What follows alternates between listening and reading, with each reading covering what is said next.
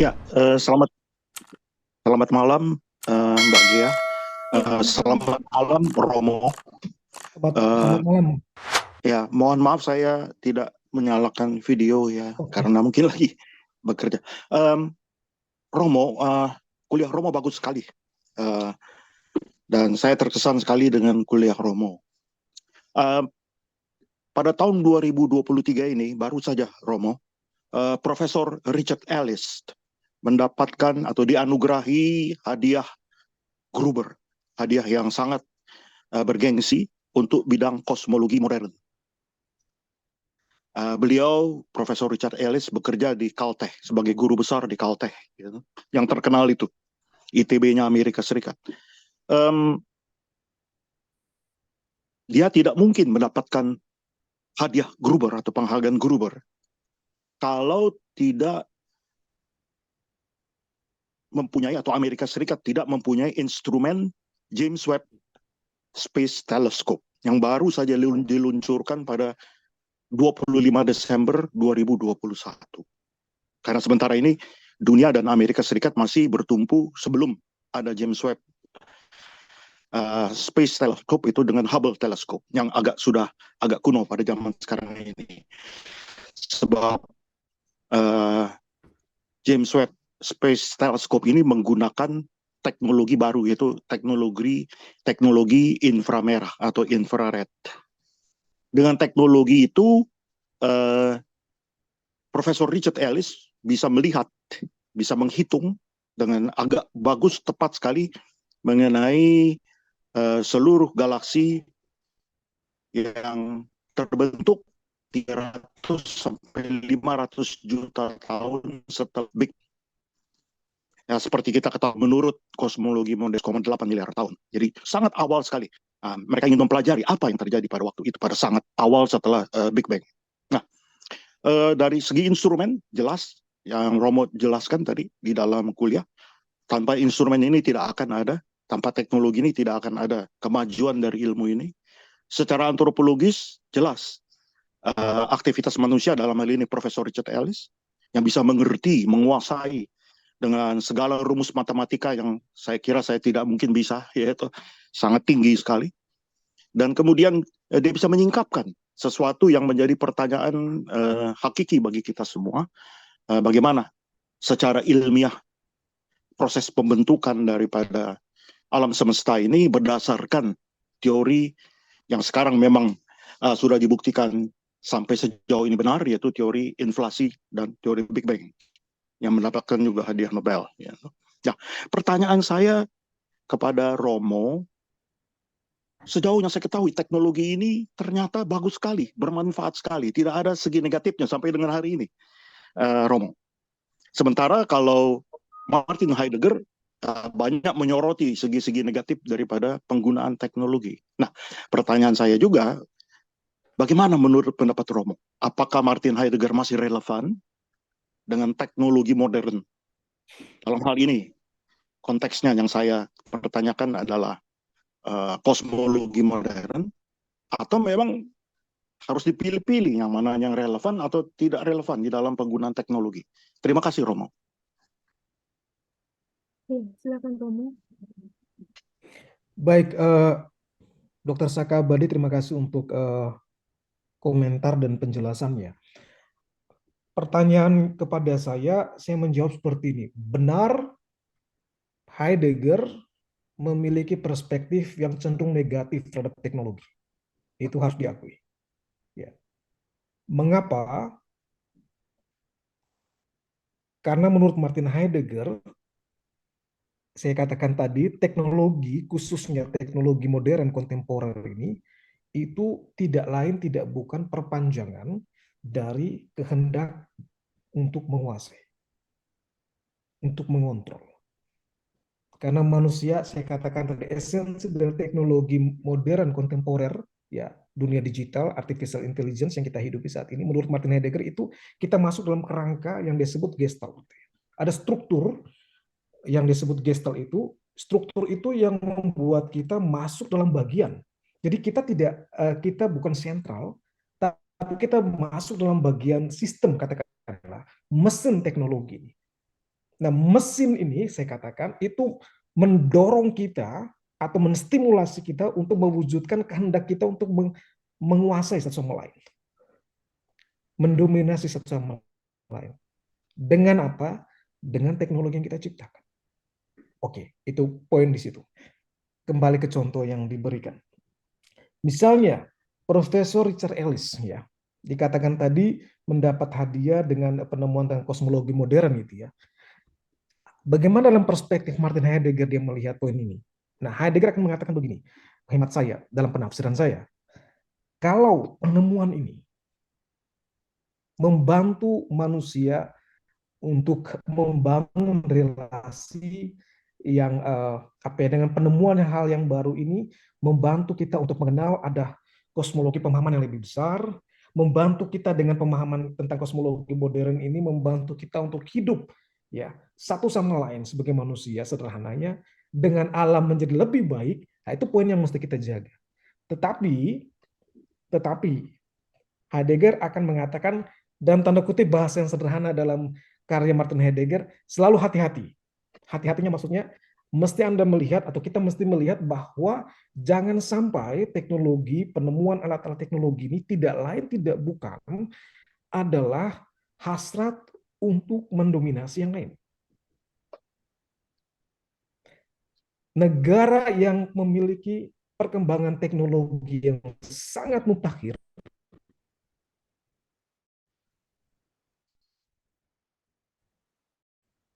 itu cenderung saya tidak punya bukti kurang dalam teknologi. Negara yang memiliki kekayaan lebih ya cenderung untuk menguasai yang lain. Nah, ini yang Heidegger tunjukkan maksud saya. Ini poin yang mesti kita sadari. Dia menunjukkan hati-hati kita ada dalam kerangka ini, kerangka mendominasi, kerangka untuk mengeksploitasi. Ada mesin teknologi modern yang dikatakan membuat kita manusia itu distimulasi untuk mengekspresikan itu, menciptakan segala sesuatu dan arti tertentu, benar untuk kebutuhan atau kepentingan manusia, tetapi di sisi lain ada unsur tadi dikatakan hati-hati dengan kecenderungan untuk mendominasi. Jadi hanya untuk membantu kita menyadari bahwa hati-hati loh, ada dua sisi yang saling bertolak belakang dari teknologi ini. Di satu sisi membantu, membuat kita hidup lebih baik, tapi di sisi lain dia katakan bisa menjerumuskan kita. Nah, ini yang saya kira tilikan dari Heidegger untuk membantu kita selalu setiap kali ada perkembangan penemuan teknologi tertentu, kita pada posisi ini untuk melihat. Itu yang dia mengajarkan kita seperti itu, hemat saya.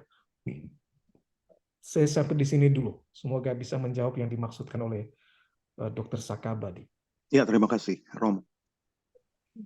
Terima kasih Romo Irwan, terima kasih Pak Saka untuk pertanyaannya. Selanjutnya ada Mas Nurudin Akbar. Silakan Mas. Ya, apa bisa terdengar, Mbak? Terdengar Mbak, ya? Mas.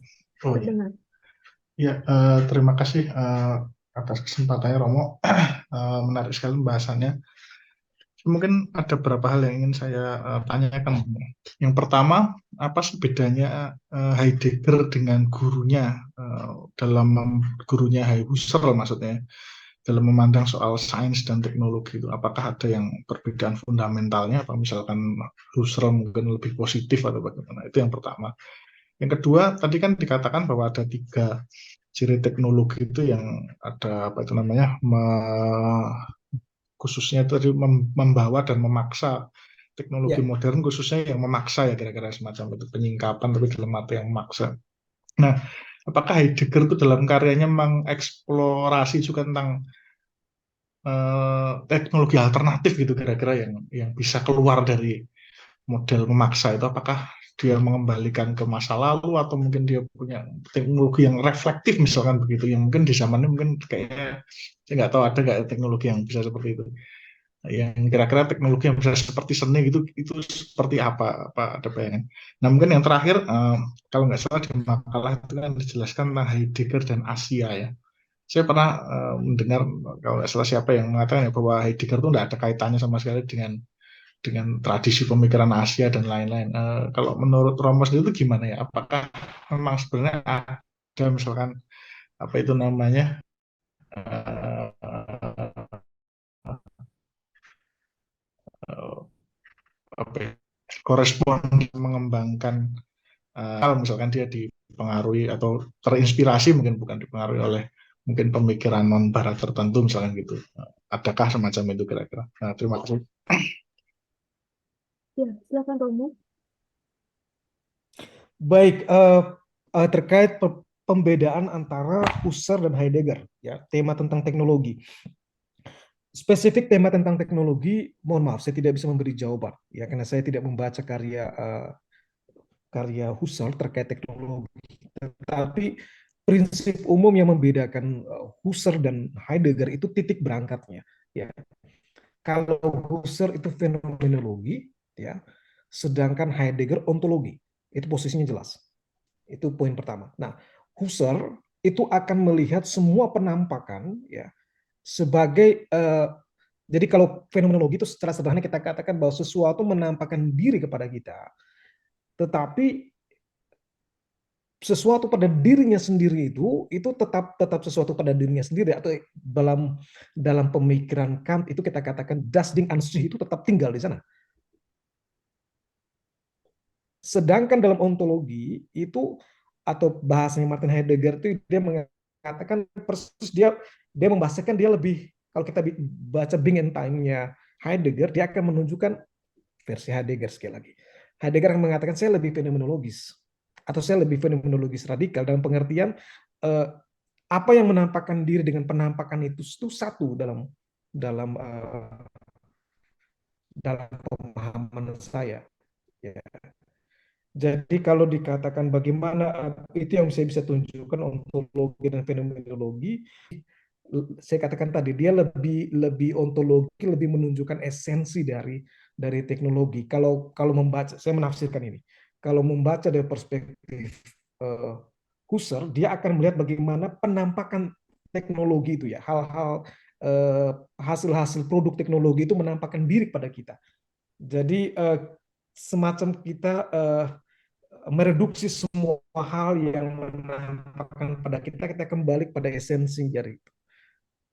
Sedangkan pada Heidegger dia menunjukkan bahwa esensi dari teknologi itu dipengaruhi juga oleh katakanlah hal-hal lain atau entitas-entitas lain itu. Ya. Mungkin ini agak terlalu rumit buat Anda, menurut saya. Atau sederhananya begini, Heidegger akan mengatakan begini. Bayangkan di kelas, saya menurut fenomenologi Husserl, saya bisa mendefinisikan di kelas itu ada papan tulis ketika saya konsentrasi pada papan tulis.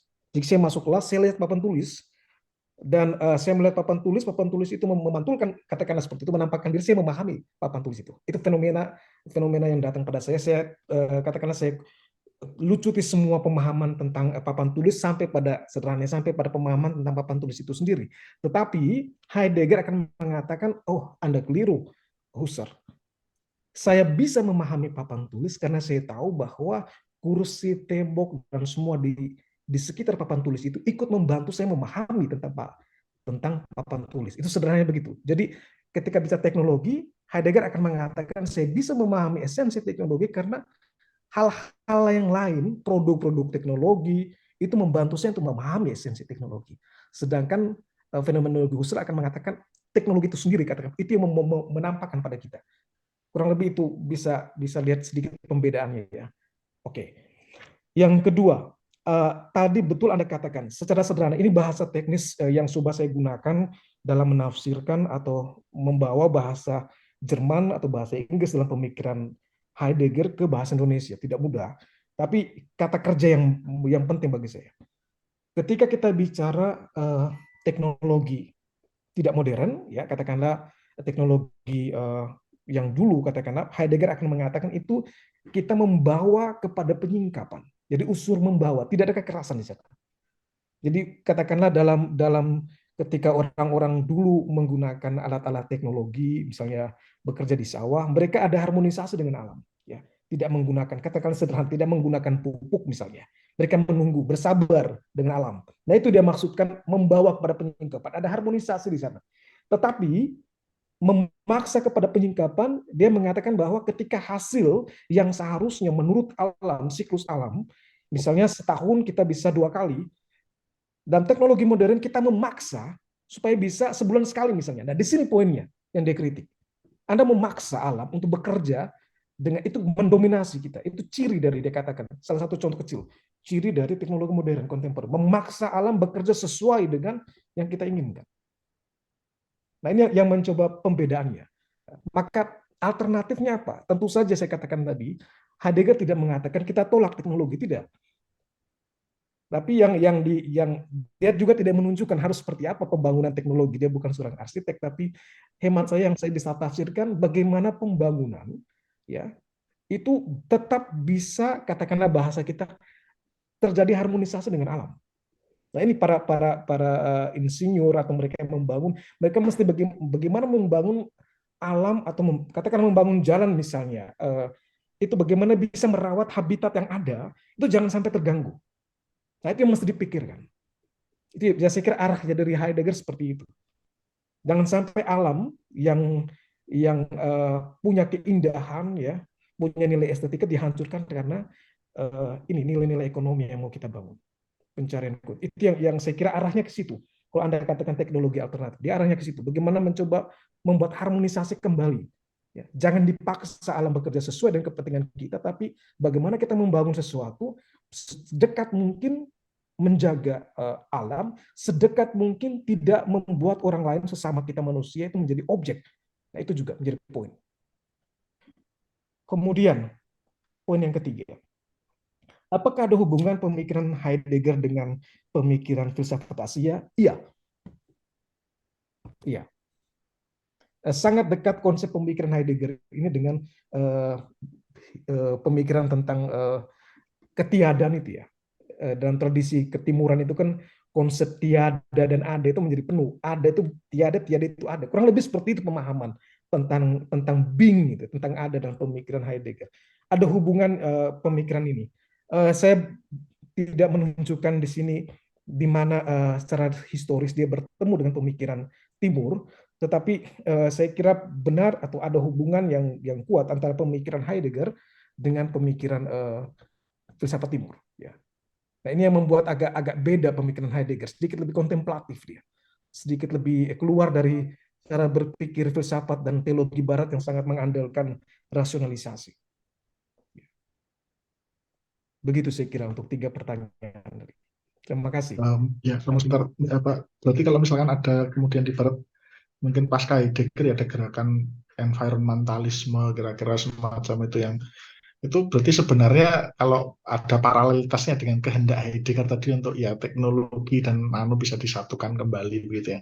Walaupun mungkin mereka gerakan lingkungan dan lain-lain itu mungkin tidak secara langsung mengambil dari Heidegger, tapi idenya mungkin agak sama gitu ya.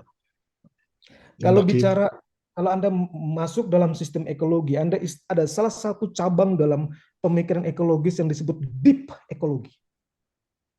Nah, itu sangat-sangat dekat dengan pemikiran Heidegger.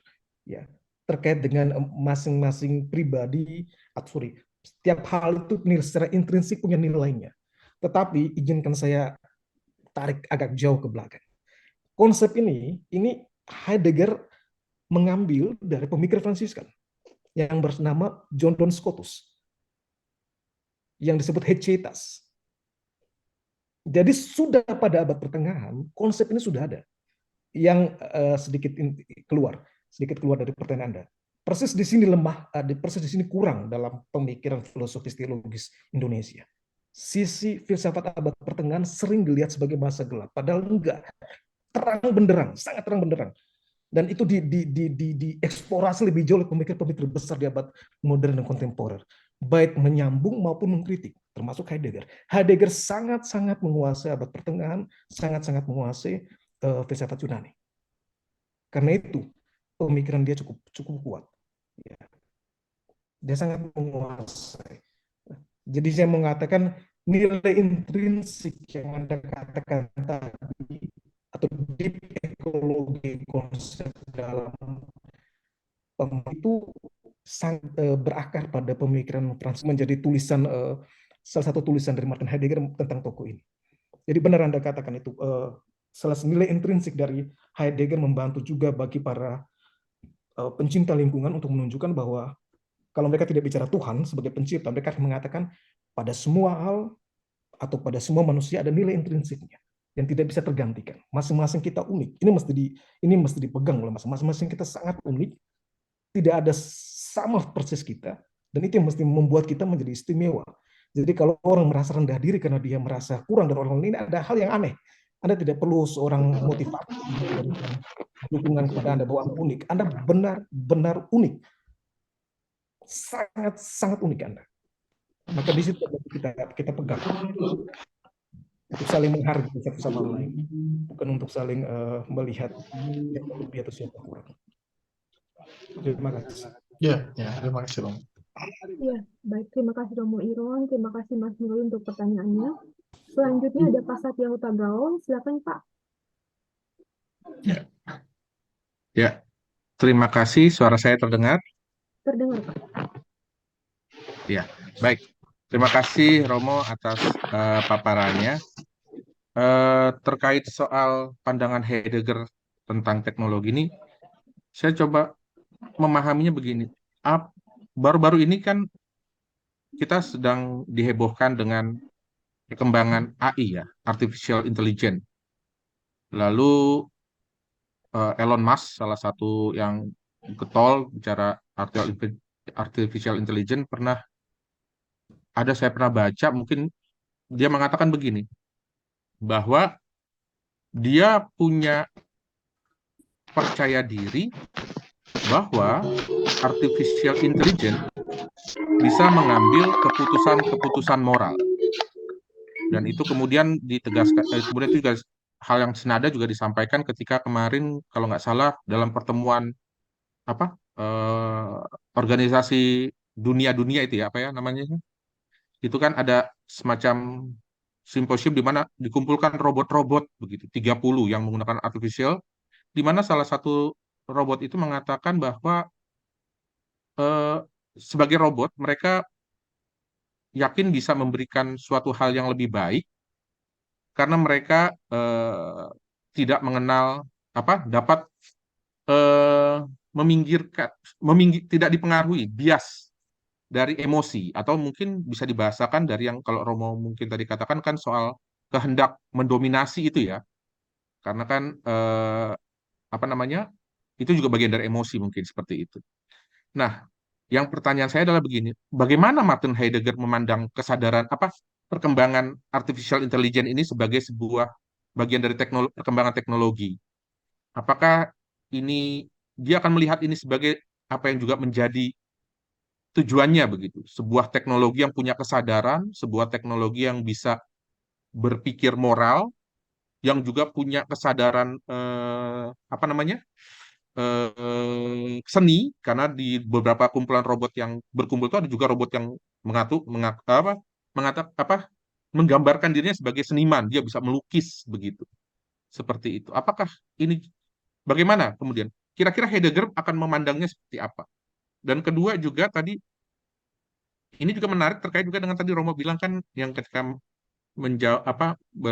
menanggapi pandangan saudara Nurudin soal bahwa Martin Heidegger kemudian pada akhirnya bicara soal keunikan gitu kan, bahwa kesadaran bahwa ada keunikan, menerima keunikan itu. Tapi mungkin saya salah baca ya, tapi ada beberapa pembacaan tulisan yang saya baca mengatakan bahwa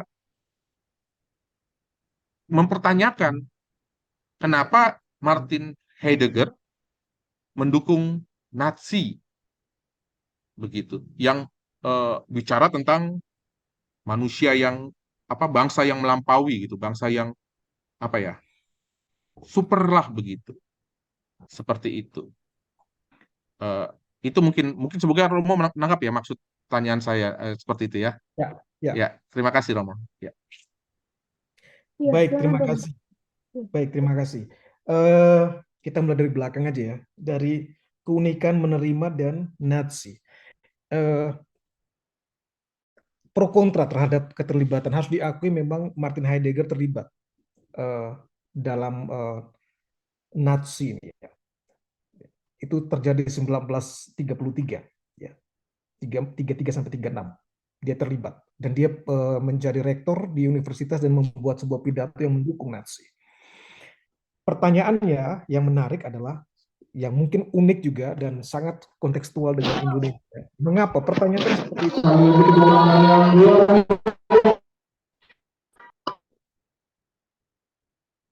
Pertanyaannya, kalau saya ingin pertajam lagi bahwa pertanyaan seperti ini, mengapa orang cerdas, ya, orang pintar, jenius, itu seringkali jatuh seperti Martin Heidegger, mendukung sesuatu yang salah? Itu kan pertanyaannya. Atau kalau kita mau jujur, kenapa korupsi yang terjadi? Praktek-praktek hidup bernegara yang buruk tidak pernah dilakukan orang yang tamat SD. Semua orang lewat universitas, keluaran luar negeri, atau di dalam negeri dengan sekolah-sekolah yang sangat terkenal. Pertanyaannya, mengapa? Mengapa orang cerdas? Mengapa orang jenius? Mengapa orang yang sekolahnya tinggi sering terjadi seperti Martin Heidegger? Nah, ini pertanyaan yang menarik juga, pertanyaan bagi saya. Kenapa? Nah, baik, kita kembali. Itu hanya untuk kembali kepada Anda, karena sama-sama kita bertanya, kenapa? Kenapa orang yang menganggap diri cerdas cenderung melakukan tindakan-tindakan yang koruptif? Idealnya dia membawa kebaikan bagi sesama. Tapi kenapa dia melakukan sebaliknya? Ada sesuatu yang miss di sana. Ya. Saya tidak bicara pendidikan kita, tapi ada sesuatu yang miss pada pribadi oknum, maksud saya. Nah, kembali ke Heidegger. Kenapa dia mendukung Nazi? Persis di sini persoalannya. Saya mempelajari Martin Heidegger dalam perspektif pemikiran filosofisnya. Dalam pengertian ini, Martin Heidegger, kalau kita membaca pemikirannya, memang punya kecintaan pada negaranya sangat kuat, pada Jerman. Nah, kita membahasakan nasionalismenya kuat. Nah, ini juga hati-hati. Nasionalisme kadang-kadang membuat orang yang cerdas tidak menjadi kritis, maksud saya. Nah, ini juga hati-hati. Nasionalisme sempit. Saya tidak mengatakan Anda tidak boleh jadi nasionalisme. No. Baik, tapi jangan sampai menjadi sangat sempit. Karena bisa membuat kita jatuh pada jurang nasionalisme yang sempit. Nah, hemat saya, Heidegger di sini. Kenapa dia terlibat pada Nazi? Dalam pemikirannya, ya, dia melihat bahwa penting untuk membangun, Anda ingat historis sejarah Jerman, peristiwa Perang Dunia Pertama, ya, 14-18, kemudian krisis terjadi, krisis politik, sosial di Jerman, ya, 20-an, ya. Kemudian dalam situasi krisis seperti itu, Jerman mesti membangun sebuah fondasi negara yang kuat. Dan orang seperti Heidegger melihat mesti ada pribadi yang kuat. Pribadi yang punya visi untuk Jerman. Supaya Jerman bisa bangun kembali. Dan persis pada titik ini dia bertemu dengan sosial Nazi ini, Hitler. Dia melihat figur ini bisa membawa Jerman lebih baik dari krisis-krisis yang terjadi. Dan persis itu dijanjikan oleh Nazi.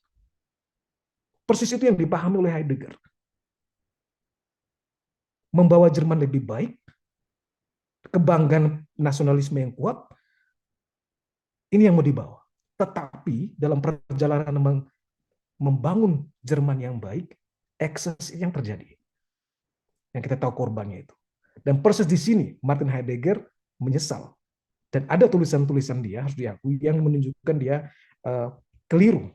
Kendati sekali lagi dia tidak pernah menunjukkan sebuah pernyataan menyesal. Ini juga yang kita sesalkan dari Heidegger-nya. Kenapa dia nggak menunjukkan penyesalan dia secara tertulis, menyampaikan? Itu nggak ada, harus diakui. Tapi dia mundur dari keterlibatan dia sebagai anggota Nazi itu. Jadi saya mau mengatakan bahwa dukungan Heidegger kepada Nazi lebih karena nasionalismenya kepada Jerman yang pada waktu itu secara sosial politik ambruk, butuh dibangun kembali, dan dia melihat figur Hitler ini bisa membangun itu. Tetapi dalam kenyataannya tidak. Dan dia mundur dari keanggotaan itu. Jadi itu yang bisa saya sampaikan. Jadi ada hubungan pemikiran dia yang ingin membangun sebuah sistem sistem negara yang bagus, ya, yang baik dengan orang-orang yang terpilih seperti itu. Baik, yang kedua, artificial intelligence. Nah, yang pertama, saya salah seorang yang masih memikirkan begini. Ketika kita bicara artificial intelligence, robot katakanlah, dia mengambil keputusan, orang seperti saya akan pertama berpikir, bagaimana dia bisa mengambil keputusan? Yang saya pahami, kritik saya kalau saya keliru, Bapak Ibu saudara-saudara yang lebih paham tentang teknologi, dari sisi robotik dan artificial intelligence. Yang saya pahami, data yang kita berikan kepada robot, atau data yang kita beri kepada mesin, atau data yang kita berikan kepada artificial intelligence, itulah yang menjadi basis dari keputusan yang diambil. Oke? Nah, kalau data yang diberikan positif, maka keputusan yang dia ambil besar kemungkinan positif. Kalau data yang diberikan salah, besar kemungkinan mesin akan mengambil keputusan salah. Artinya, saya tidak setuju ada keputusan moral pada mesin. Gak ada, saya nggak yakin. Saya harus katakan, saya nggak tahu, tapi keyakinan seperti itu agak kurang, agak ragu saya. Karena kesadaran itu persis dimiliki sangat unik oleh manusia. Kita bisa menentukan. Ya. Kendati Anda tadi dikatakan benar oleh Pak Satya Hutagaul tadi, betul mesin bisa mengambil 100% keputusan tanpa emosi, benar. Tetapi proses di sini, mesin tidak sempurna seperti manusia, maksud saya. Karena dia bekerja berdasarkan data, dia bekerja berdasarkan algoritma, pengulangan-pengulangan yang membentuk dia mengambil keputusan.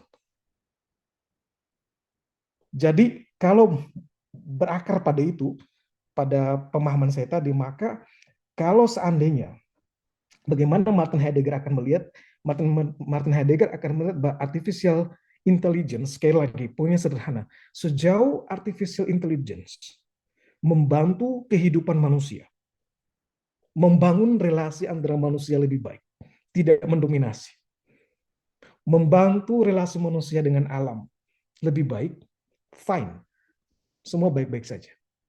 Tapi kalau artificial intelligence dalam perjalanan hidup kita atau kita alami, membuat relasi antara manusia menjadi destruktif,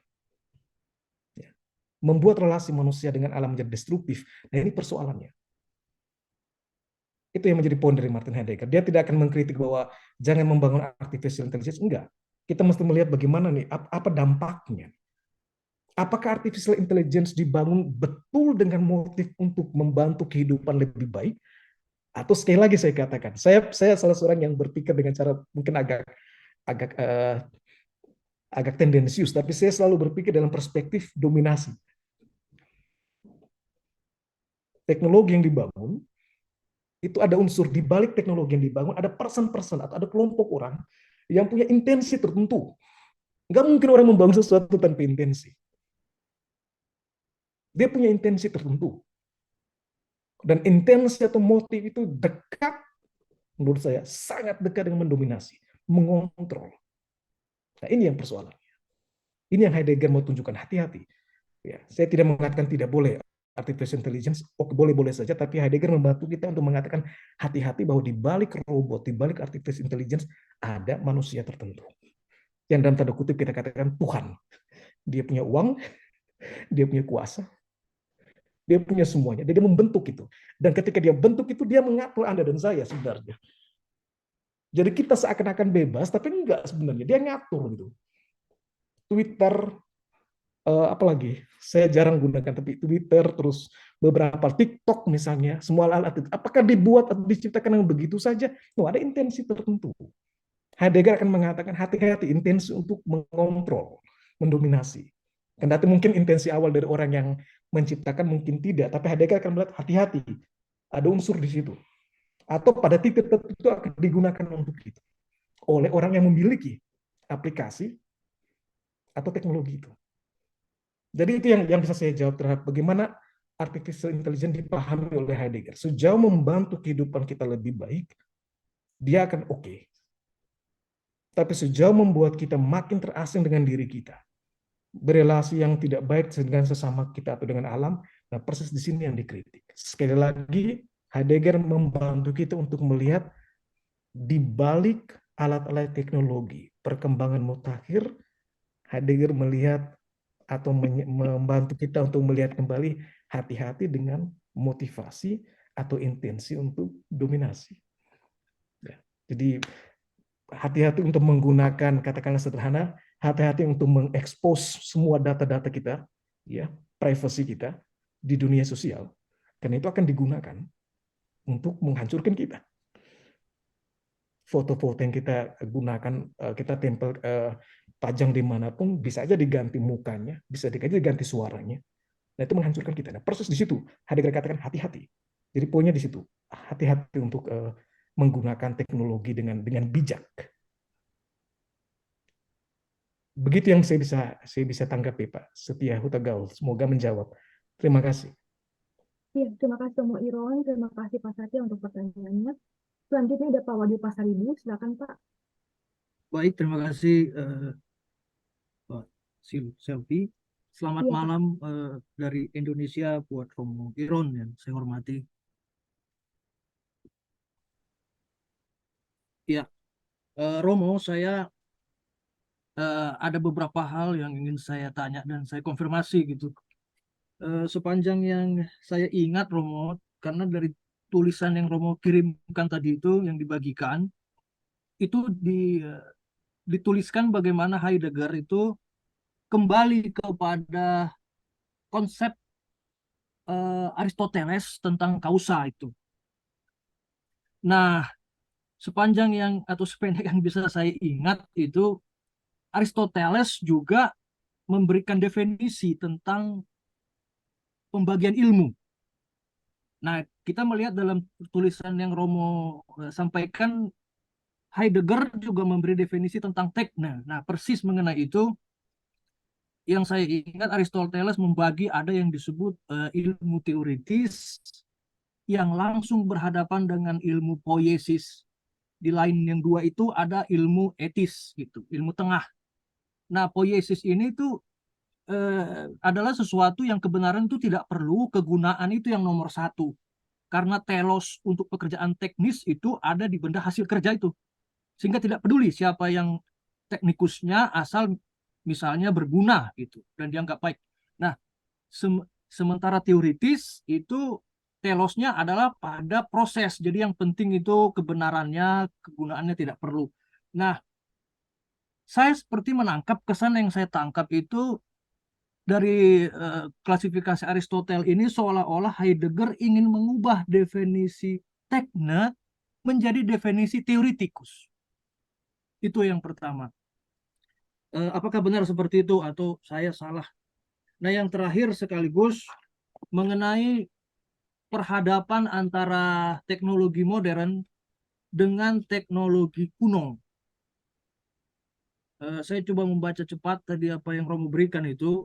Nah, problemanya gini, ada contoh dibuat misalnya teknologi kuno itu dia tidak merusak alam dan tidak mengeksploitasi. Misalkan zaman dulu pembangkit listrik tenaga angin. Angin pun tidak dirusak, tapi bisa dimanfaatkan.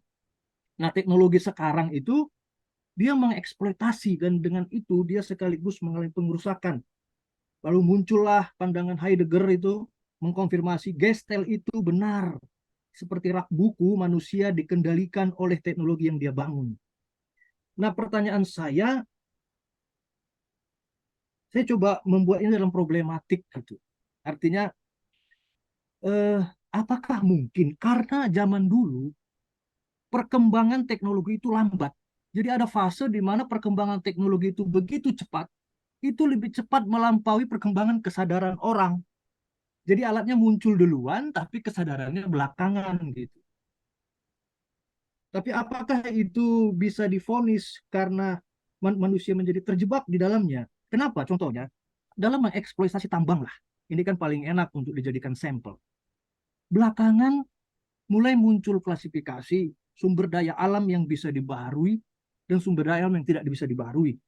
Dan untuk mengatasi yang tidak bisa dibaharui itu, ya perlu ada cara yang baik lagi gitu. Nah, apakah kita langsung bisa memvonis selama mereka belum bisa membagi itu dulu, nah mereka di situ sedang terjebak kepada rak buku atau gestel itu. Nah itu dan yang terakhir saya setuju dengan Romo mengenai AI itu. Saya rasa bagaimanapun AI itu tetaplah dia itu adalah suatu eksternalisasi diri manusia.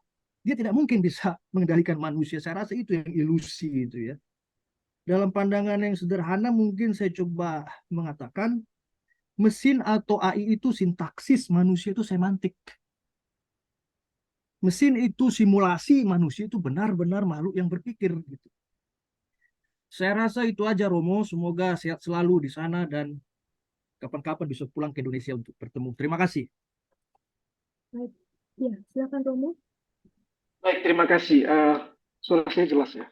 Jelas Romo. Oke, baik. Terkait pertanyaan pertama, saya tidak mampu memberi jawaban benar atau salah. Ya, terkait dengan mencoba melihat memasukkan konsep Heidegger empat kausa itu pemahaman teknik dalam ilmu teoritis atau epis. Itu silakan dicari konfirmasinya. Yang kedua, apakah mungkin tentang kesadaran yang kalau saya tidak keliru ya, teknologi modern, teknologi kuno, kemudian teknologi kuno lambat, teknologi modern lebih cepat, kesadaran selalu datang terlambat. Itu kan poin-poin kata-kata kuncinya. Ya. Benar, benar. Saya mau katakan bahwa poin dari Heidegger itu begini. Pertanyaan tentang teknologi yang kita bahas ini didiskusikan 1949. Oke. Kemudian dipublikasikan 1954. Artinya, Heidegger melihat bagaimana katakanlah teknologi mesin senjata-senjata digunakan pada Perang Dunia Pertama, Perang Dunia Kedua itu menghancurkan. Nah, tentang digitalisasi, tentang artificial intelligence tentu saja katakanlah kita membayangkan dia nggak ada bayangan di situ. Ya, dia masih berpikir tentang bagaimana alat-alat perang, pengrusakan yang terjadi akibat dari hijrahnya orang-orang Eropa menguasai negara-negara di Amerika dan Afrika dan lain-lain. Nah, itu kan pengerukan besar-besar ya. Kolonialisasi itu maksud saya. Nah, persis itu yang dia lihat. Itu yang menjadi contoh-contoh yang membuat dia melihat bahwa ini loh praktek-praktek dan teknologi modern yang merusak. Nah, dalam pengertian itu, kalau kita melihat ke depan, ke sini maksud saya, ya, dengan artificial intelligence, bukankah hemat saya, Heidegger menunjukkan kesadaran itu datang lebih awal dari artificial intelligence dan teknologi yang kita berkembang saat ini. Dia menunjukkan bagaimana ketika kita bicara teknologi ini bukan masalah smartphone, ya, bukan masalah internet, bukan masalah tiang untuk mendapat sinyal, tetapi yang kita bicara esensinya. Ini yang penting. Esensinya mau saya katakan tadi yang kita katakan, saudara menyebutkan. Kita ada dalam teknologi modern, kita semua ada dalam kerangka, dalam tanda kutip, pemikiran teknologis. Kita bukan sentral. Kita masuk dalam bagian teknologi yang menciptakan sesuatu, kemudian kita nggak bisa keluar di situ, kita dikontrol di situ. Atau kita saling mengontrol. Ini persoalan yang Heidegger lihat. Dan karena itu dia bilang kita mesti sadar ada kecenderungan itu. Kecenderungan untuk mengontrol dan dikontrol. Didominasi atau mendominasi. Nah, persis karena kesadaran ini, dia tidak mengatakan bahwa kita mesti menolak, enggak. Tapi dia mengandaikan bahwa masing-masing kita itu karena kesadaran ini bisa mengambil sikap yang benar. Bagaimana menggunakan teknologi yang sudah ada dalam kerangka gestalt ini, kerangka dominasi ini. Itu sudah menjadi bagian dari teknologi. Tidak bisa kita bohong bahwa teknologi berkembang karena ada dana orang yang mampu memfasilitasi itu dan dia punya intensi tertentu atau bahasa dia bisa mendominasi. Itu nggak bisa kita bohong. Kita nggak bisa bilang nggak boleh, nggak bisa. Dia punya hak untuk mengembangkan itu. Tetapi sebagai pengguna katakanlah smartphone atau alat-alat teknologi, saya masih punya kebebasan untuk berelasi secara benar menurut Heidegger. Untuk tidak serta-merta misalnya mengeksplorasi seluruh kegiatan privasi saya di media sosial, karena rentan akan dimanipulasi. Tidak menggunakan TikTok dengan semua hal yang supaya menunjukkan saya siapa. Heidegger hati-hati dengan itu poinnya. Jadi itu yang mau dikatakan oleh Heidegger, bahwa esensi dari teknologi modern tidak bisa kita hindari. Saling mendominasi, mengontrol, itu nggak bisa kita bohongi. Kita ada dalam bagian itu. Mau sampai kapanpun itu sudah menjadi esensinya. Kita nggak bisa keluar dikatakan. Tetapi kita masih punya kesempatan dikatakan bagaimana berelasi dengan alat-alat itu untuk menjaga privasi kita, untuk menjaga kebebasan kita. Kita tidak tergantung pada situ. Kita masih bisa membuat jarak. Kita masih bisa tanpa handphone, tanpa alat apapun, kita masih bisa nggak merasa kurang gitu loh. Itu yang poin yang mau Heidegger katakan, maksud saya di sini. Jadi dia tidak menolak perkembangan apapun, tapi dia menunjukkan penting untuk mengambil sikap yang benar terhadap alat-alat teknologi. Karena kita tahu, kita sadar tentang esensi dari teknologi ini loh, ketergantungan ini. Atau akan didominasi ini. Ini mesti kita hati-hati. Itu poinnya yang mau saya katakan. Kalau terkait dengan tambang dan hal-hal lain, sekali lagi saya tidak bicara sangat teknis ya, tapi poinnya sederhana bagi Heidegger. Teknologi modern dengan Gestalt kita ada dalam kerangka mendominasi. Mesti hati-hati menggunakan alat-alat teknologi. Semua pembangunan yang merusak hidup bersama, relasi yang baik, itu yang dia tolak. Tapi kalau membantu untuk hidup lebih baik, silakan dikembangkan. Kalau tambang itu merusak, itu mesti harus dipertanyakan. Sangat sederhana. Kenapa tambang harus dilakukan di daerah-daerah yang misalnya negara-negara yang kaya, kenapa mereka tidak membuat tambang di tempat mereka sendiri misalnya? Apakah tidak ada sesuatu di Amerika? Apakah tidak ada sesuatu di Eropa? Kenapa harus ditambang di Indonesia misalnya pertanyaannya? Kenapa harus ditambang di Afrika? Apakah nggak ada apa-apa di tanah di Eropa dan Amerika? Saya nggak yakin.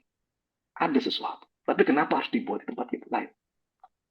Bukankah itu juga untuk mendominasi dalam pengertian menurut saya membaca bahwa jangan merusak di rumah kita, tapi rusaklah di pekarangan orang lain. Kasarnya begitu. Yang penting rumah kita baik-baik saja. Rumah tetangga mau hancur silakan. Itu bahasa sederhananya. Nah ini kan bukankah ini sudah Heidegger katakan hati-hati dengan relasi dominasi. Kalau saudara butuh alat-alat tambang untuk kehidupan saudara, gunakanlah di tanah saudara. Kenapa harus gunakan di tanah orang lain? Kenapa harus merusak tetangga Anda untuk kepentingan Anda di rumah? Rusaklah rumah Anda. Kenapa tidak seperti itu? Pertanyaannya. Kenapa harus Freeport misalnya? Kenapa harus di Papua? Kenapa tidak dirusak aja sedang tanda kutip dirusak di tempatnya mereka? Mungkin kalau ditambang di tempat mereka dia lebih aman karena mereka tahu bahwa itu resikonya besar untuk mereka. Sedangkan dilakukan di pekarangan rumah orang itu mau dihancurkan juga apa-apa. Nah ini kan maksud saya pertanyaan persis di situ persoalan yang kita hadapi. Nah, ini sudah agak-agak menjauh, tapi poinnya sejauh pembangunan tambang atau apapun membantu hidup, merawat, bisa menjaga kelestarian alam sekitar, membantu untuk tetap menjaga lingkungan bagi Heidegger, semua baik-baik saja. Itu poinnya di situ. Terima kasih. Baik, terima kasih Bang Iron, terima kasih Pak Wajah semoga menjawab. Selanjutnya ada Pak Gunawan. Ya, silakan Pak Gunawan. Selamat malam, Romo. Malam Pak. Suara saya terdengar? Ya, Terdengar, Pak. kayak ada dua pertanyaan, tapi ya mungkin menjembatani komentar-komentar atau pertanyaan dari teman-teman tadi, gitu ya, Romo ya. Dan nggak tahu sih apakah penjelasannya malah justru jadi kuliah kedua atau kuliah ketiga. Ya, terkait konsep mungkin tentang bahasa ya dan seni dari Heidegger, mungkin kan kelanjutannya. Kalau AI yang sekarang heboh kan tentang ChatGPT gitu ya, kan karena kepandaiannya membiokan bahasa-bahasa dari dataset yang super besar gitu ya. Ya, sementara kan Heidegger punya pandangan bahwa bahasa itu ya salah satu cara kita mengungkap gitu kan. Ya, saya memahaminya seperti itu gitu ya.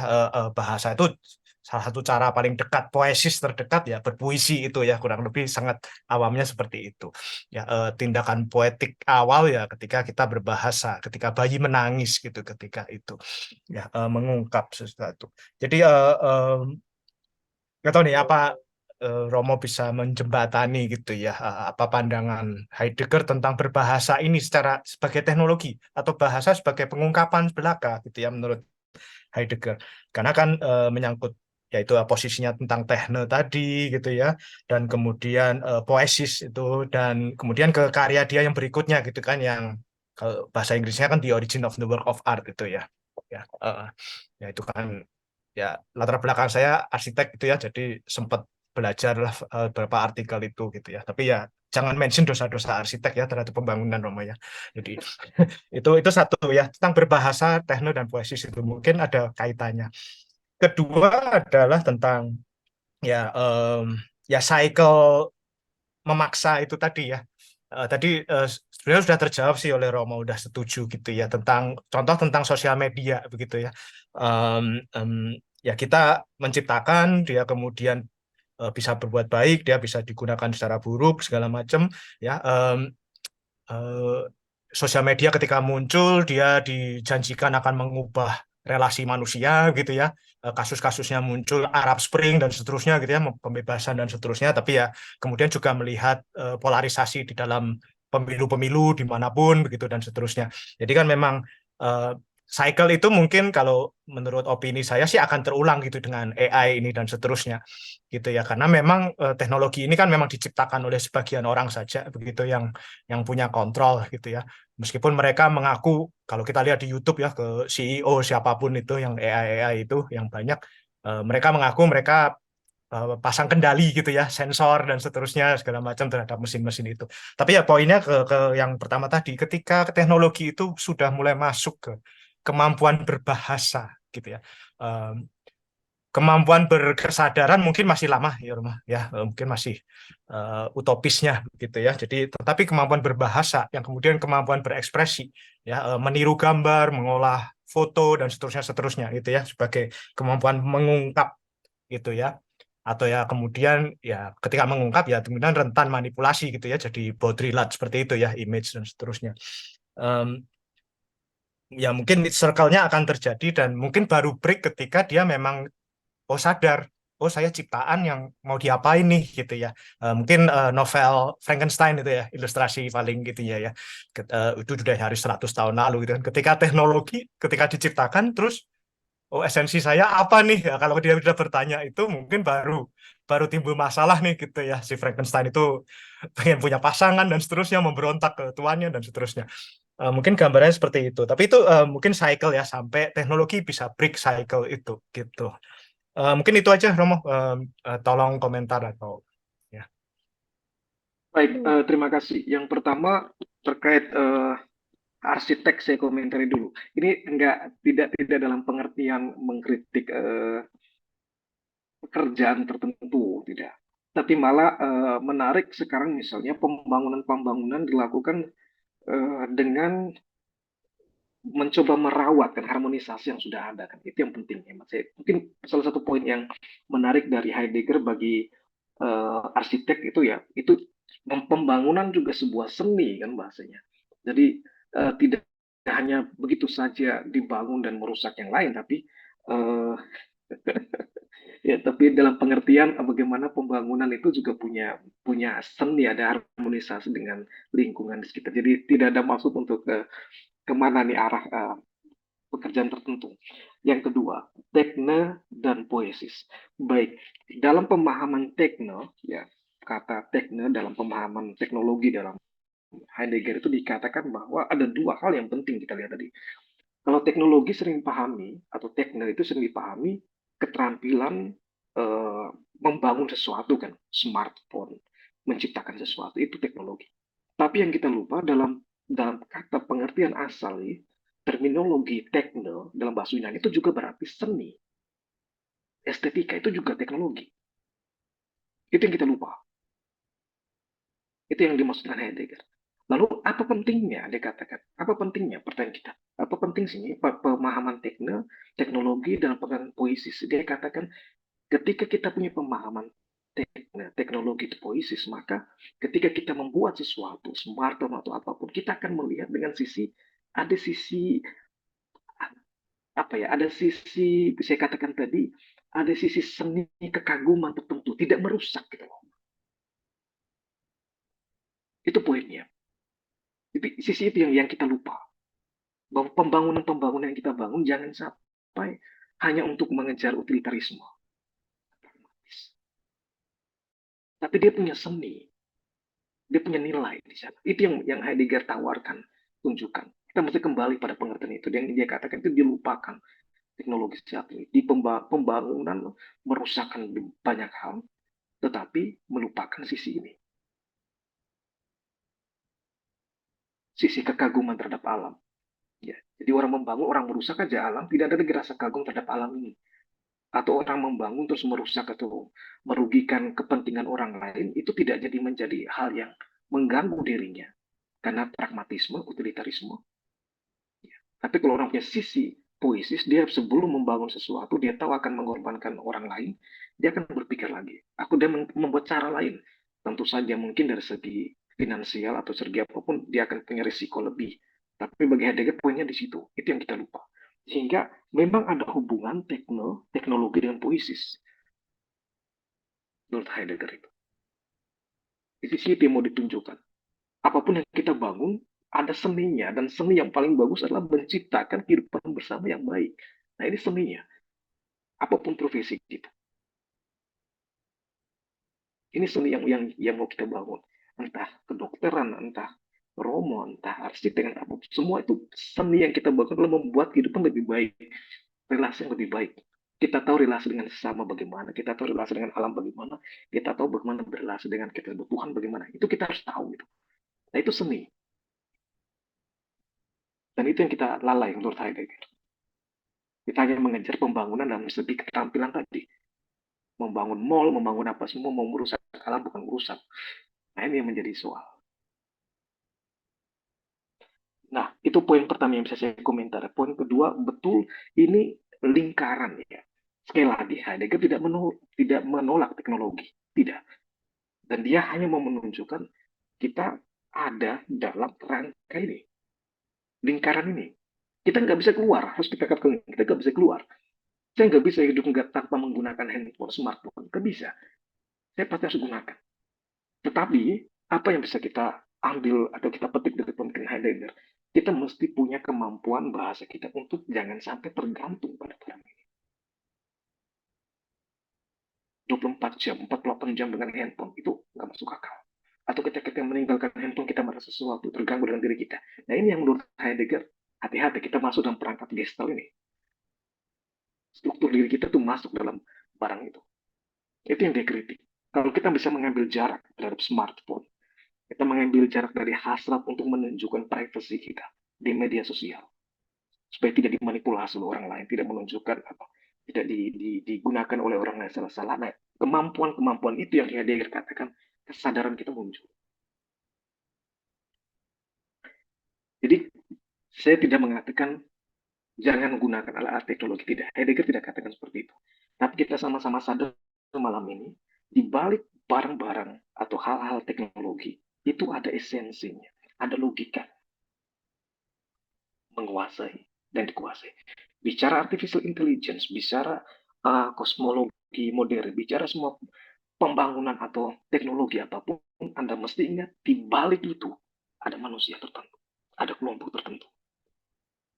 Dan apakah mereka tidak, atau apakah mereka murni tidak memiliki intensi atau motivasi, mereka benar-benar untuk kebaikan, nah ini masih harus dicek.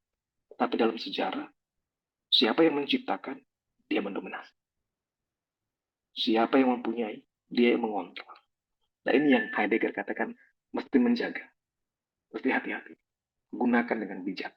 Itu yang mau dikatakan oleh Heidegger. Ya. Jadi tidak bisa kita keluar dari teknologi, kita harus terima kenyataan kita di sini. Tetapi kita masih punya kesempatan untuk jangan bergantung. Jangan mengeksplorasi semua hal yang sangat privat itu ke ruang publik. Kita bisa juga menarik diri dari keterikatan pada hal-hal barang-barang teknologi, itu ruang-ruang kesempatan yang dikatakan bisa kita buat dalam dunia ini. Begitu, saya kira semoga bisa menjawab sedikit karena tidak sempurna mungkin. Silakan. Baik, terima kasih Romo. Terima kasih Pak Gunawan. Romo izin Sebenarnya waktu kita sudah berakhir, namun masih ada 2 penanya lagi, Romo. Apakah Romo masih bersedia menjawab beberapa pertanyaan? Baik, pas 2 lagi ya. Iya, iya, Oke, Romo. terima kasih. Baik. Selanjutnya Pak Henrikus, silakan Pak. Ya, silakan Pak Henrikus. Belum di-unmute, Pak. Gitu ya. Ya, Ya, terima kasih Mbak Gia. iya, Pak. Selamat malam Romo Iron. Terima kasih Selamat malam. terima kasih banyak atas kuliahnya malam ini Romo.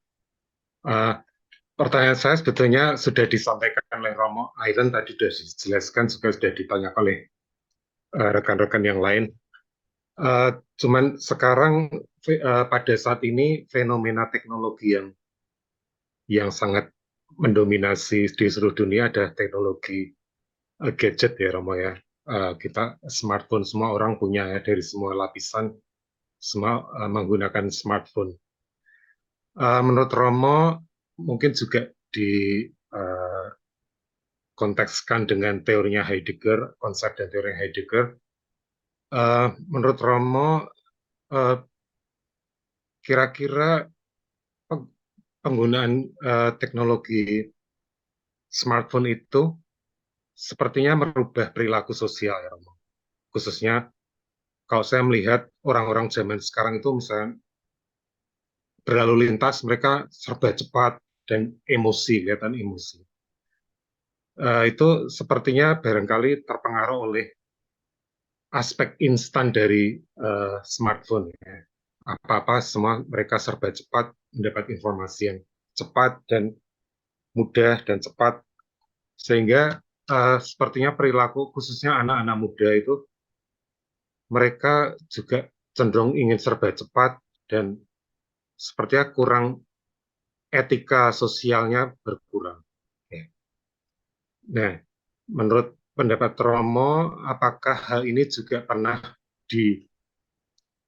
disampaikan atau diramalkan oleh Heidegger dan teori-teorinya di masa depan ada teknologi yang sepertinya bisa merubah manusia secara sosial dalam hal menurunnya etika dan juga mungkin hal-hal yang lain ya. Terus yang kedua, bagaimana pendapat Romo tentang teknologi zaman sekarang, misalnya mobil listrik. Bagaimana pendapat Romo tentang mobil listrik? Karena mobil listrik yang kita tahu salah satu keuntungannya atau manfaatnya tidak menggunakan energi fosil fuel, yang artinya mengurangi polusi udara. Sementara fosil fuel sendiri jumlahnya mungkin sudah berkurang ya, dan tidak terbarui. Nah, tapi barangkali itu pun tidak bisa sepenuhnya terlepas dari fosil fuel ya, karena setahu saya ketika charging mobil listrik itu dan listrik, pasti kita masih menggunakan energi batu bara misalnya untuk energi listrik itu sendiri. Tapi paling tidak itu sebuah inovasi ya Roma, inovasi untuk katakanlah mengurangi energi fosil fuel. Ya. Mungkin itu saja Romo, bagaimana pendapat Romo tentang itu. Mungkin juga ada teknologi-teknologi yang lain ya.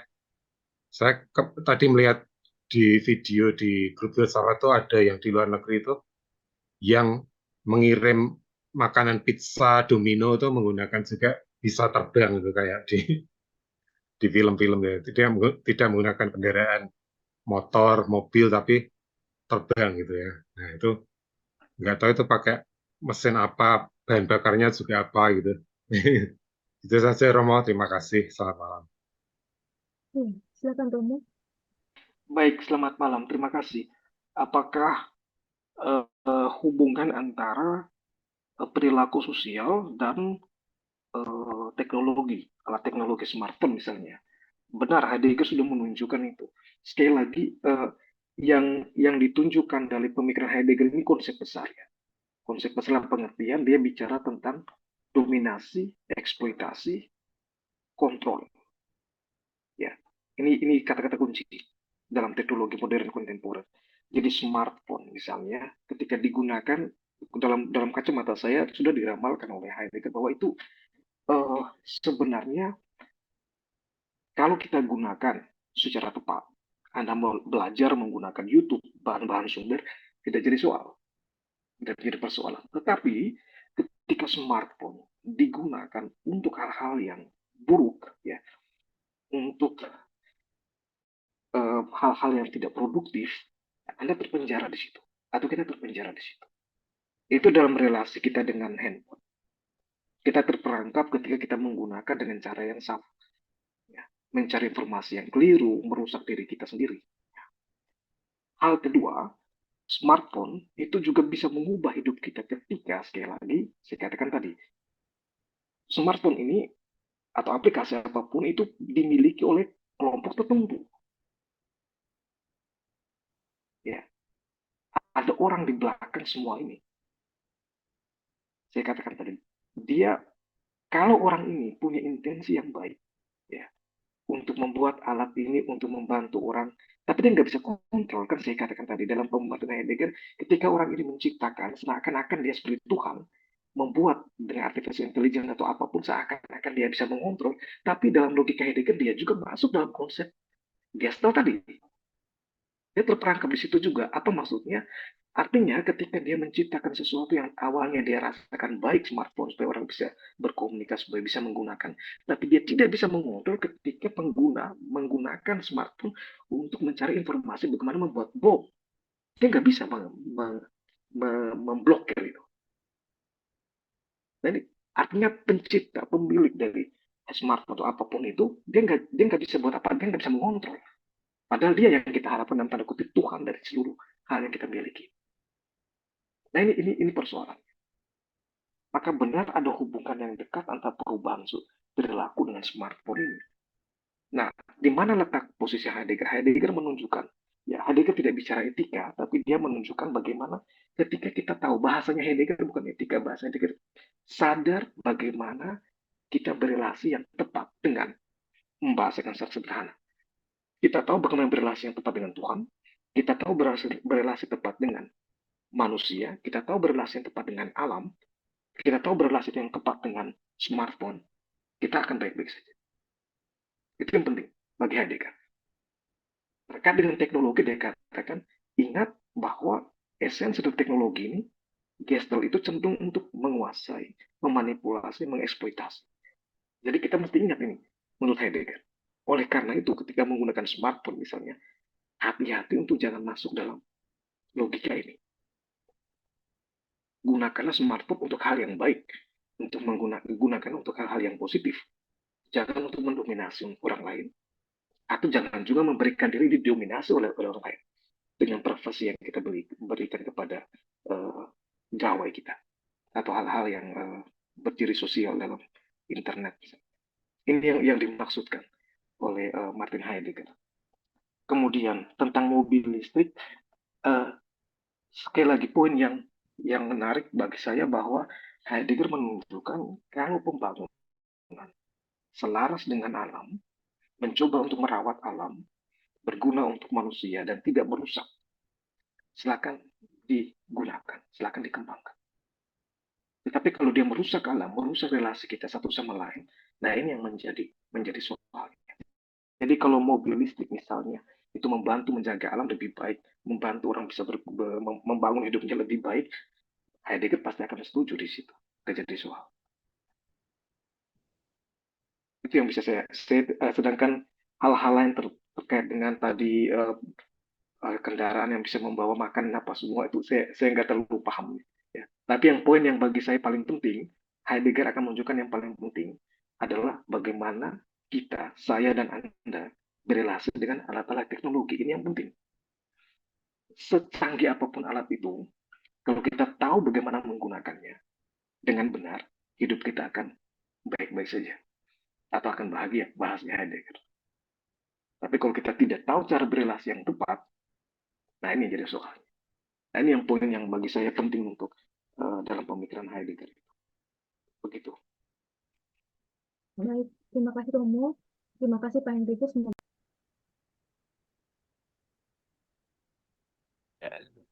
Baik, mudah-mudahan suara saya bisa terdengar dengan jelas dan Cukup baik.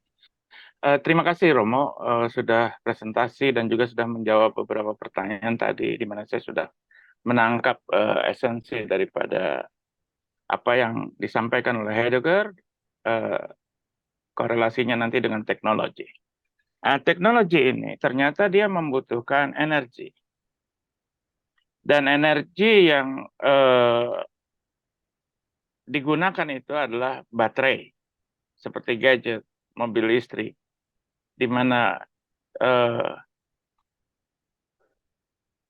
baterai itu yang digunakan adalah baterai lithium, yang digunakan dari bahan dasarnya nikel juga. Dan ternyata itu sudah merusak lingkungan hancur-hancuran, Romo, saya tahu sekali ini. Seperti di Pulau Obi, Morowali, di Weda. Pertanyaan saya cuma singkat saja, Romo. Melihat ada sisi baik dan sisi buruk dari teknologi, dan sisi baik, oke, kita gunakan untuk yang baik, but sisi buruk, dia telah merusak alam, telah menimbulkan penderitaan kepada banyak orang yang pulaunya, tanahnya, tempat tinggalnya, sumber daya hayati yang di sana yang sudah dipindahkan entah kemana. Pertanyaan saya, apakah ada upaya dari tokoh atau gereja atau ulama, tokoh agama manapun untuk menekan atau mengeliminir dampak buruk ini, karena dia jelas akan merusak alam. Mobil listrik contohnya, dia memang menggunakan listrik yang dari batu bara, tapi baterainya itu dia telah merusak alam. Kita bisa lihat di Google Map, bisa lihat di Pulau Obi, Wawoni, Morowali, Weda Timur terutama. Di sana hanya tinggal kosong begitu saja, Rom. Jadi pertanyaan saya cuma satu, apakah ada upaya dari gereja ya khususnya untuk merem nafsu untuk mengembangkan teknologi ini, karena kita nggak tahu 100 tahun ke depan ini teknologi seperti apa, kita nggak tahu. Demikian Romo, cukup itu aja. Apakah ada upaya dari gereja untuk merem nafsu untuk menguasai teknologi, membuat teknologi dan lain-lain? Demikian Pak Romo. Iya, silakan Romo. Baik, Dr. Jimmy, terima kasih untuk pertanyaannya. Izinkan saya menjawab pelan-pelan. Pertama, bahwa kenyataan perkembangan teknologi merusak alam itu kita sadari bersama. Kita semua sudah ketahui. Persoalannya saya katakan tadi, siapa yang atau kelompok mana yang punya kepentingan untuk berkembangnya sebuah smartphone yang canggih. Apakah itu butuh sebenarnya? Kepentingan siapa yang sedang kita cari sebenarnya? Dengan kecanggihan alat-alat teknologi ini, apakah pertanyaan sederhana, apakah kecanggihan alat-alat teknologi membantu supaya semakin kurang orang-orang yang miskin, yang tidak makan misalnya? Apakah arahnya ke situ? Apakah pembangunan tambang yang begitu banyak smartphone yang makin canggih membantu agar dunia kesehatan makin bagus dalam pelayanan kepada pasien? Itu pertanyaan kita ajukan. Mengapa? Karena sepertinya, penafsiran saya, sepertinya tambang dan semua hal yang kita gunakan, yang kita bilang hal-hal yang canggih ini, itu dimotivasi oleh sekelompok orang yang punya kehendak. Saya katakan, mohon maaf, kehendak untuk menguasai, untuk mengontrol, untuk memuaskan hasratnya. Ya. Mengeluarkan begitu banyak uang untuk teknologi yang kita akui begitu mutakhir. Nah, pertanyaan saya, kenapa uang begitu banyak tidak diberikan untuk pembangunan begitu banyak orang yang tidak bisa makan? Ada apa? Ada sesuatu yang nggak beres. Kenapa orang bisa pergi ke bulan dan orang melupakan ada begitu banyak orang yang setiap tahun mati kelaparan? Ada apa di sini? Itu pertanyaan kita. Fokus kita di mana sebenarnya? Ada sesuatu yang salah sebenarnya. Jadi maksud saya di situ pertanyaannya. Jadi kita tidak bisa menolak bahwa dan pengertian kita nggak bisa buat apa-apa. Karena yang kita sebut perkembangan teknologi, tambang dan semua kerusakan itu ada orang-orang tertentu yang masih katakan tadi dalam pemahaman Martin Heidegger punya kepentingan tertentu untuk mengontrol, untuk menguasai, atau minimal untuk memuaskan hasil mereka. Mereka. Itu poin yang pertama yang saya katakan. Nah, berhadapan dengan itu, siapa sekarang yang bisa melawan tendensi ini? Masyarakat susah. Politisi, presiden kelihatan susah karena mereka juga butuh uang dari orang-orang yang pengusaha-pengusaha besar dan pekerjaan tambang. Mereka juga menggunakan teknologi juga untuk itu. Maka benar pertanyaannya harus ada pemimpin-pemimpin yang nirkehendak untuk menguasai, nirkehendak untuk menggunakan, dan itu persis kita tadi pertanyaan kembali ke pemimpin, misalnya pemimpin agama, kendati tidak harus mesti itu. Nah, pertanyaan saya tidak bisa menjawab misalnya dari kawan-kawan Muslim, mohon maaf, atau dari kawan-kawan Hindu, kawan-kawan Buddha. Saya hanya bicara dari perspektif gereja Katolik Roma. Nah, saya bagian dari ini. Apa yang dibuat oleh gereja? Sangat sederhana, misalnya maksud saya. Sejak 2015, ensiklik Laudato Si ditulis dan dikeluarkan oleh Paus Fransiskus. Begitu banyak gerakan, baik dalam gereja maupun di luar gereja untuk memberi perhatian pada Allah. Dan ini yang menarik. Kalau seandainya, dengan segala hormat tidak bermaksud menuduh pemuka agama manapun. Kalau seandainya semua pemuka agama berkhotbah, termasuk saya, di gereja dan di masjid, untuk tidak terlalu bicara banyak tentang hidup di surga, tapi bicara tentang hidup yang real di dunia. Bagaimana menjaga, merawat alam. Ya, mungkin kita lebih punya perhatian. Mungkin para romo, saya dan yang lain mungkin juga harus memberi perhatian pada permenungan kota untuk jangan terlalu jauh bicara tentang surga atau tentang neraka. Tapi kita bicara tentang dunia sedang kita hidup ini. Ini persoalan yang mesti kita lihat bersama. Saya tidak mengatakan jangan bicara tentang hal-hal yang iman, perlu itu. Tapi jangan lupa bicara tentang hal yang sedang kita nikmati. Kita bicara tentang keselamatan, kita bicara tentang surga, tapi kita di samping paroki misalnya, atau di samping masjid kita tahu ada orang yang tidak makan. Kita bicara apa sebenarnya? Ya, apa yang mau kita ngomong? Ada bicara keselamatan luar biasa, Tuhan itu baik dan Anda tahu tetangga Anda. Di samping depan gereja Anda itu ada orang yang hampir mati kelaparan. Itu mau ngomong apa? Pas di sini tantangan buat para pemuka agama. Di satu sisi betul menjadi peran penting karena kita bisa mengklaim pemimpin agama ini kehendak, kendati tidak semua, ya tetap ada sebagai manusiawi dia punya kehendak untuk menguasai itu, tapi minimal dengan Aden dan Fransiskus ini menunjukkan pada kita dari sisi gereja Katolik Roma langkah ini sudah dibuat dan begitu banyak, harus saya katakan begitu banyak kelompok yang sedang bergerak baik di Afrika, di Asia, di Amerika Latin untuk membantu menjaga alam. Ya, dan juga harus diakui banyak juga para pengusaha, insinyur maupun orang-orang yang secara finansial mampu dan bekerja mereka mendukung upaya ini. Karena sama-sama kita mulai merasakan bahwa kita hidup di dunia yang sama, entah Anda Kristen, Katolik atau apapun, kita hidup dalam dunia yang sama, kita sedang hadapi masalah yang sama. Kita mesti bekerja bersama, agama apapun itu. Kalau enggak, kita akan sama-sama kesulitan.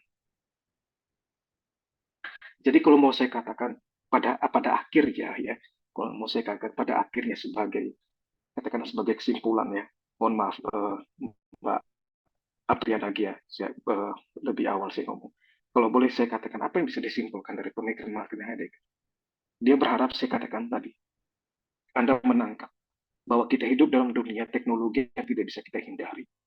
Kita tahu esensinya, ada cara berpikir dominasi di sana. Ada cara berpikir mengeksploitasi di sana. kita bukan lagi sentral. Nah, ketika kita sadar ini, maka kita diharapkan ketika menggunakan smartphone, paling sederhana, gunakanlah dengan bijak. Jangan pernah menaruh hal-hal yang privat dalam media sosial misalnya.